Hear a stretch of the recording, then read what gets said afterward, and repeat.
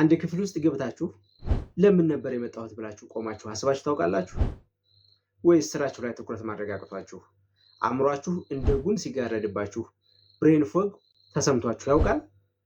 ብዙዎች ይህ የእድሜ ወይም ደግሞ የጭንቀት ውጤት ይመስላችኋል። ነገር ግን ሳይንሱ እንደሚነግረን አብዛኛውን ጊዜ ችግሩ የምንመገበው ምግብ ነው።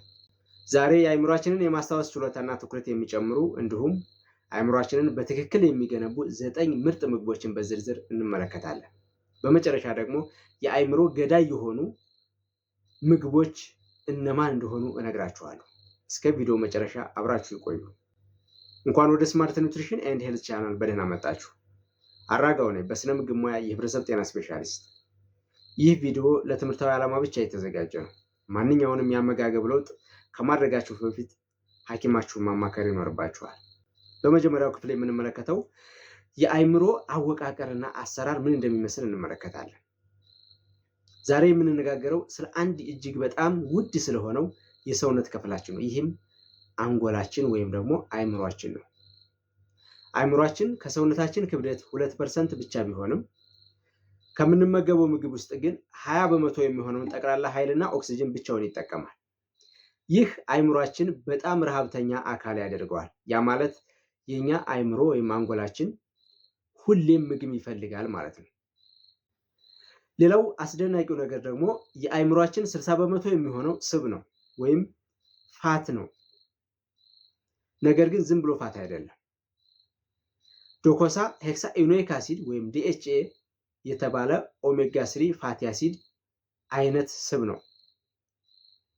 ስለዚህ የተሳሳተ አመጋገብ እና ጭንቀት የሚኖር ከሆነ በአእምሮ ሴሎቻችን ላይ ኦክሲዴቲቭ ስትረስ የሚባል ሂደት ይፈጠራል።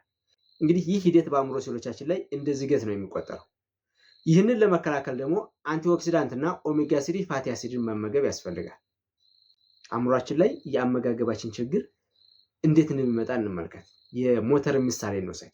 አእምሯችሁን እንደ አንድ ውድ የመኪና ሞተር አስቡት። እንግዲህ ለዚህ የመኪና ሞተር የቆሸሸ ዘይት ወይም ደግሞ ጥራት የሌለው ዘይት ከሰጣችሁት ወይም ካስገባችሁለት ሞተሩ መቆም ብቻ ሳይሆን መበላሸት ይጀምራል። አእምሯችን ወይም አንጎላችንም እንደዚሁ ነው። ለሰውነታችንም መጥፎ ምግቦችን እንደ ትራንስፋት የተቀነባበሩ እና ስኳር የበዛባቸው ምግቦች የምንሰጠው ከሆነ የነርቭ ሴሎቻችን ኦክሲዴቲቭ ስትረስ ወይም ደግሞ ዝገት ውስጥ ይገባሉ። በሌላ በኩል ደግሞ ጥራት ያለው ዘይት ማለትም ደግሞ ለሞተሩ ልክ ጥራት ያለው ዘይት ስንሰጠው ሞተሩ በትክክል እንደሚሰራ ሁሉ ለሰውነታችንም ትክክለኛ ፋቲ አሲዶች እና አንቲኦክሲዳንቶችን ወይም ጥራት ያላቸው ምግቦች የምንሰጣቸው ከሆነ ልክ ሞተሩ እንደሚቀዘቅዝ፣ በፍጥነት እንደሚሰራ፣ ረጅም ዓመታት እንደሚያገለግል የኛ የአእምሮ ሴሎቻችንም አንደኛ በመካከላቸው ያለው ግንኙነት ይፋጠራል፣ ሁለተኛ አዳዲስ ሴሎች ይፈጠራሉ። ሌላው ደግሞ አእምሯችን ንቁና ፈጣን ይሆናል፣ የማስታወስ ችሎታና ትኩረቱም ይጨምራል፣ የአእምሯችን እንዳያረጅም ይሆናል። እንግዲህ በዚህ ቪዲዮ አእምሯችንን እንደ አዲስ ሊገነቡ የሚችሉ 9 ምርጥ ምግቦች ሳይንሳዊ ሂደታቸውንና በሀገራችን ውስጥ ያለው አማራጮችን እንመለከታለን። የመጀመሪያው ምርጥ ምግብ ቅባት ያላቸው አሳዎች ናቸው። እስኪ በመጀመሪያ የአሳ ዘይት ሲባል ትሰማላችሁ አይደል? የአሳ ዘይትና ቅባት ያላቸው አሳዎች ልዩነታቸው ምንድን ነው? ቅባት ያላቸው አሳዎች ስንል ሙሉ አሳውን ማለታችን ነው። ከባህር የምናገኘውን አጥምደን ሊሆን ይችላል ቅባት ያላቸው አሳዎች እንላቸዋለን። እነዚህም እንደ ሳልመን፣ ሰርድን ወይም ደግሞ በሀገራችን ውስጥ እንደ አባ ሳምቦ ወይም አባይ አሳ ያሉ አሳዎች ናቸው። የእነዚህ አሳዎች ጥቅማቸው ምንድን ነው?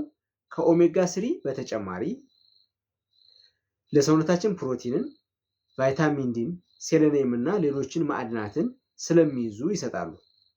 ስለዚህ ሰውነታችን ከነዚህ አሳዎች የሚገኙት ንጥረ ነገሮች በተፈጥሯዊ መንገድ በቀላሉ ማግኘት ይችላል ማለት ነው። የአሳ ዘይት ወይም ፊሽ ኦይል ሰፕለመንት የምንለው ደግሞ ይህ በአብዛኛውን ጊዜ በካፕሱል ወይም ደግሞ በፈሳሽ መልክ የሚዘጋጅ ማሟያ ወይም ሰፕለመንት ነው። የዚህ አሳ ዘይት ጥቅሙ ምንድን ነው? አሳ መብላት ለማይችሉ ሰዎች ወይም አሳ ለማይወዱ ሰዎች ኦሜጋ 3 ስላለው ኦሜጋ 3ን ይተካላቸዋል ማለት ነው። ልዩነቱ ምንድነው? የአሳ ዘይት ማሟያ እንጂ ምግብ አይደለም። ሙሉውን ማግኘት ከፈለግን አሳን ሙሉ በሙሉ መመገብ ይኖርብናል ማለት ነው። እንግዲህ እነዚህ ቅባት ያላቸው አሳዎች ወይም የአሳ ዘይት ጥሩ የኦሜጋ 3 ምንጭ ናቸው። በውስጣቸው ያለው DHA የተባለው ንጥረ ነገር የአእምሮ ህዋሳትን ግድግዳ ይገነባል ወይም አእምሯችንን ይገነባል።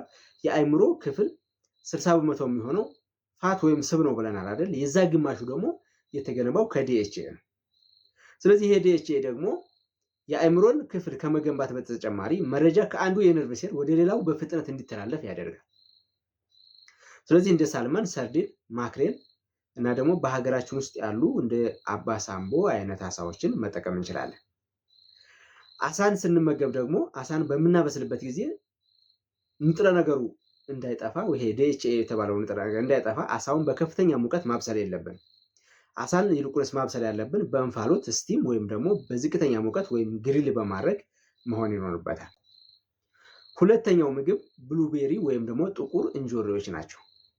እነዚህ ፍራፍሬዎች ኤንቶሲያኒንስ የተባለ ጸረ ብግነት ወይም አንቲኦክሲዳንት ውህድ አላቸው።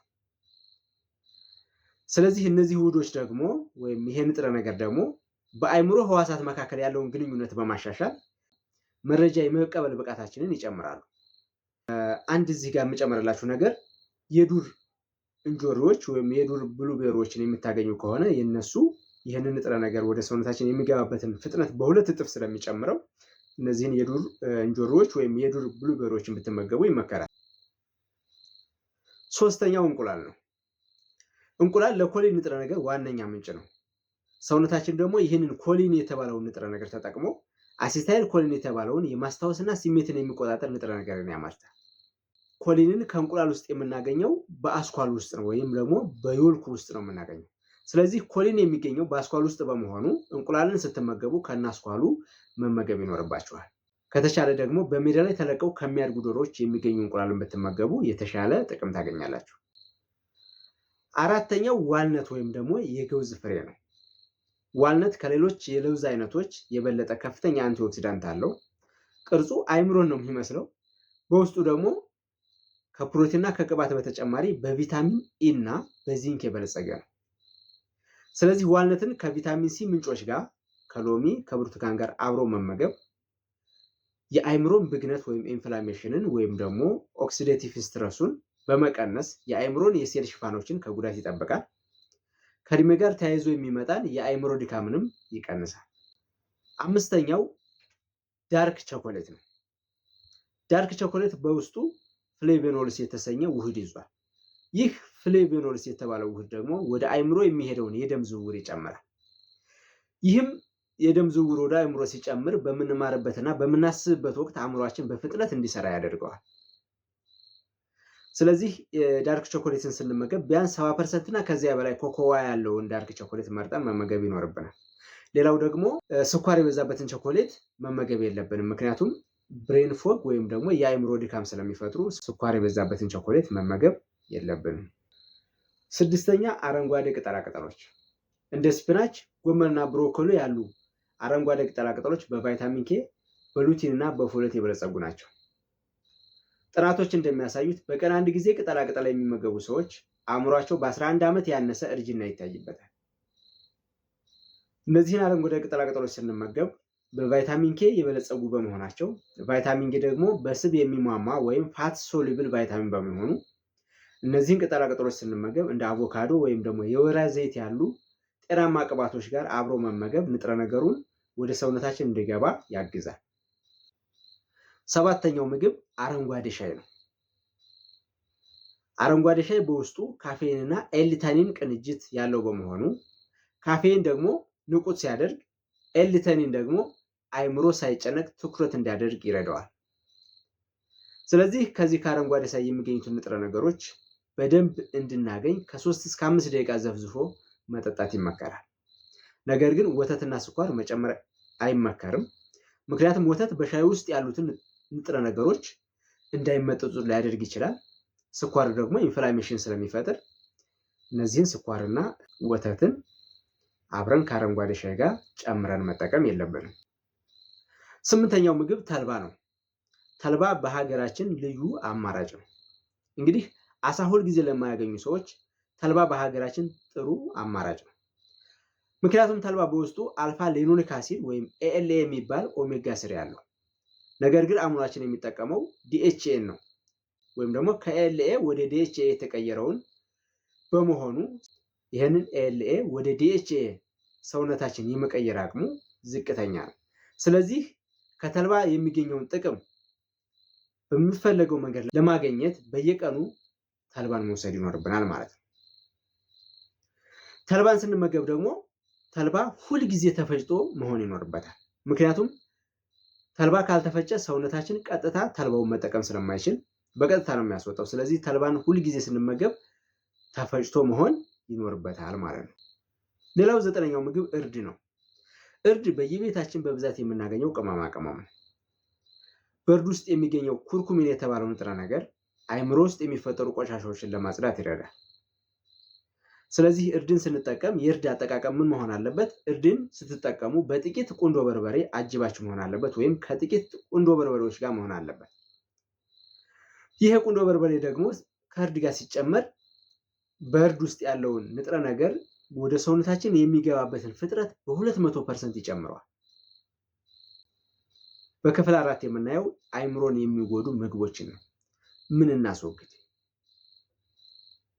እነዚህን መልካም ምግቦች ሁሉ እየበላችሁ ነገር ግን ገዳይ የሆኑትን ምግቦች ካላቆማችሁ ውጤቱን አታገኙ። የምትፈልጉትን ውጤት ማምጣት አትችሉ።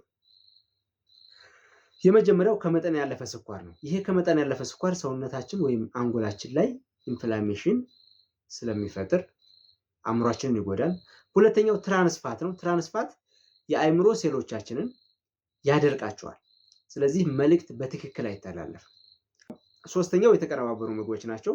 እነዚህ የተቀነባበሩ ምግቦች በአንጀታችን ውስጥ ያሉ ጠቃሚ ባክቴሪያዎችን በመግደል አእምሯችንን ያጠቁታል። ሌላው በጣም ደስ የሚለው ነገር አእምሯችን በማንኛውም የእድሜ ላይ ራሱን የማደስ ብቃት አለው።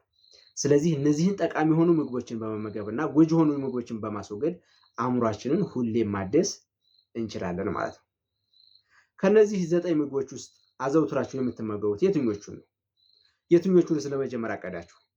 አስተያየታችሁን ከታች ኮሜንት ላይ ጻፉልኝ። ለተጨማሪ መረጃዎች ቻናሉን ሰብስክራይብ በማድረግ ቤተሰብ ይሁኑ። ስለተከታተላችሁኝ በጣም አመሰግናለሁ።